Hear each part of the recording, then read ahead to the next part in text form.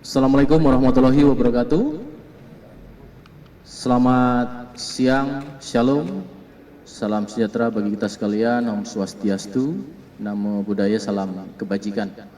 Rekan-rekan media yang saya hormati, sekali lagi kami ucapkan terima kasih atas perhatiannya, turut dapat berhadir di kegiatan press conference kali ini, dan kami mohon maaf, ada beberapa hal yang membuat rekan-rekan menunggu, dan secara teknis kami mempersiapkan kegiatan ini. Rekan-rekan, pada hari ini, tepatnya hari Selasa tanggal 7 April, 7 Mei 2023, ya. Pada tanggal 7 Mei 2024, kami akan melakukan kegiatan press conference dari Barreskrim Polri. Dalam hal ini dilakukan oleh Direktorat Siber, oleh Bapak Direktur, dan kemudian juga berkolaborasi, sinergi, di sini juga ada dari Satker Divuminter, kemudian juga dari lembaga terkait, stakeholder, yaitu dari imigrasi. Ya. Rekan-rekan, press conference yang kami sampaikan kali ini terkait dengan kegiatan manipulatif data, ya. Tentunya hal ini menjadi komitmen dan konsisten Polri untuk melakukan kegiatan-kegiatan yang bersifat baik preemptif, preventif, termasuk salah satunya di sini adalah kegiatan penegakan hukum yang dilakukan oleh Direktorat Siber. Maka untuk hal tersebut kami akan mempersilakan kepada Bapak Direktur menyampaikan terkait dengan pengungkapan tindak dugaan tindak pidana kali ini. Kami persilakan kepada Bapak Direktur. Assalamualaikum warahmatullahi wabarakatuh. Selamat siang, salam sejahtera untuk semua. Pertama kita panjatkan puji syukur kehadirat Allah Subhanahu wa taala. Siang hari ini kita masih diberikan kesehatan dan kesempatan hadir di tempat ini dalam rangka rilis terkait dengan pengungkapan kasus oleh Direktorat Siber Barreskrim Polri. Yang saya hormati Karopenmas Dishumas Polri, Brigjen Pol Truno Yudo, Kabagpenum Divhumas Polri, Kombes Pol RD Mulan, Kasubag BHI, Divhubinter Polri, AKBP Januar Kencana, Ditjen Imigrasi yang diwakili oleh Subdit Penyidikan Pak Happy Reza, dan penyidik Direktorat Siber Barreskrim Polri, Kombes Pol Roland, serta seluruh rekan-rekan media yang saya hormati dan saya banggakan. Pada kesempatan kali ini, kami dari Direktorat Tindak Pidana Siber Barreskrim Polri akan menyampaikan pengungkapan kasus terkait dengan manipulasi data atau bisnis email compromise dengan menggunakan email palsu dan memanfaatkan informasi data komunikasi antara perusahaan internasional.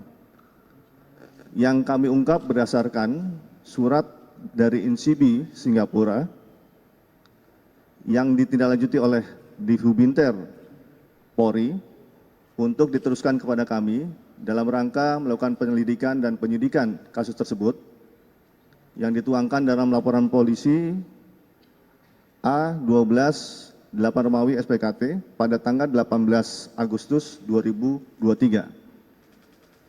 Mendasari dari surat tersebut, maka Kepolisian Singapura membuat laporan setelah mendapatkan informasi dari korban kepada NCB, Interpol, Polri, dan kami menindaklanjutinya dengan rujukan hal tersebut. Kegiatan ini dilakukan oleh beberapa orang dengan cara email compromise scam yang melibatkan perusahaan Kingsford Hooray Development Ltd yang telah mentransfer dana kepada PT Hutons Asia Internasional, namun diinformasikan bahwa email tersebut bukan milik PT Hutons Asia. Dengan waktu dan tempat kejadian adalah pada tanggal 20 Juni 2023 di kantor Kingsford Hooray Development Ltd di wilayah Singapura. Sebelumnya kami sampaikan modus operandi para pelaku adalah mengelabui korban dengan menggunakan email palsu, yaitu mengganti posisi alfabet atau menambahkan satu atau beberapa alfabet pada alamat email sehingga menyerupai aslinya.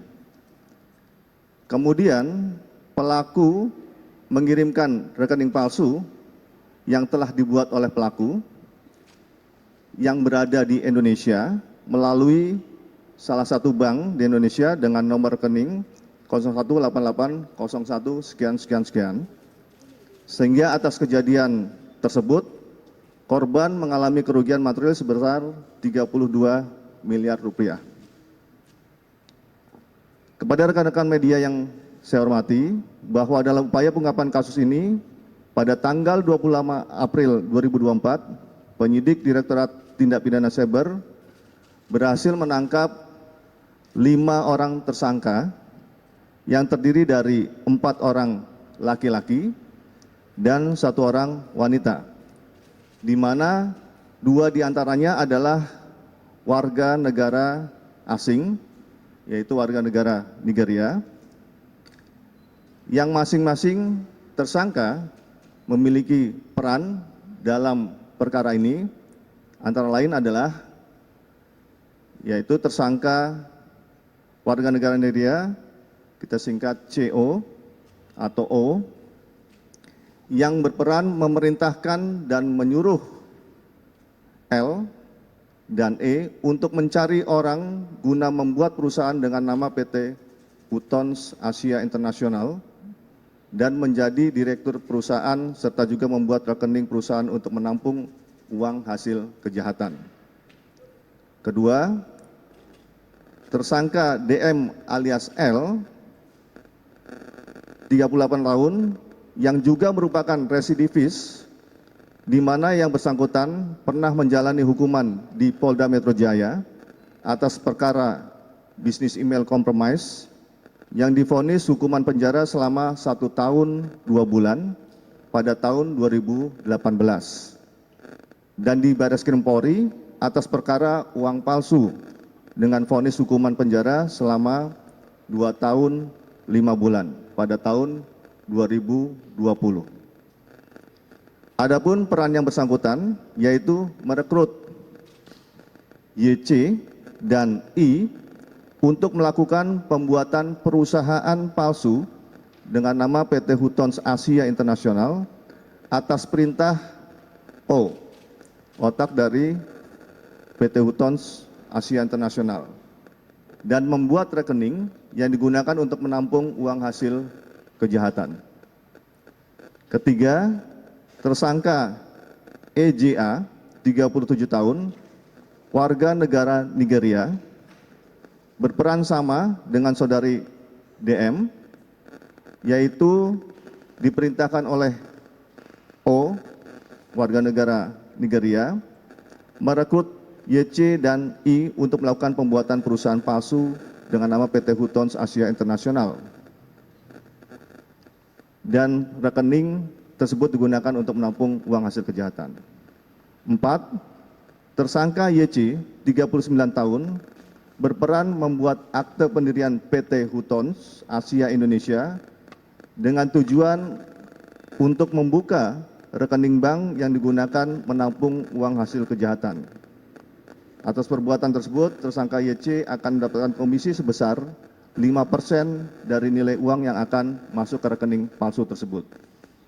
Kelima, tersangka I, 49 tahun, berperan bersama-sama dengan saudara YC membuat perusahaan fiktif dengan nama PT Hutons Asia International, di mana yang bersangkutan selaku direktur pada perusahaan tersebut dan membuka rekening atas nama perusahaan, dan pembuatan tersebut akan mendapatkan fee sebesar 10% dari uang yang masuk.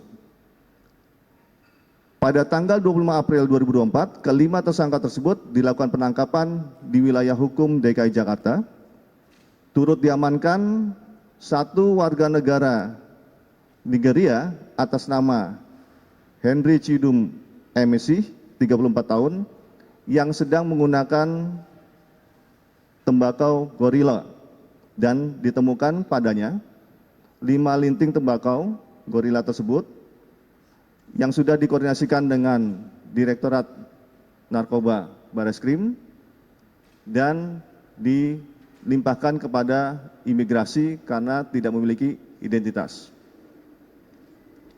Kelima tersangka tersebut telah dilakukan penahanan sejak tanggal 26 April 2024 dan terhadap satu warga negara Nigeria sudah diserahkan kepada pihak imigrasi untuk diproses lebih lanjut.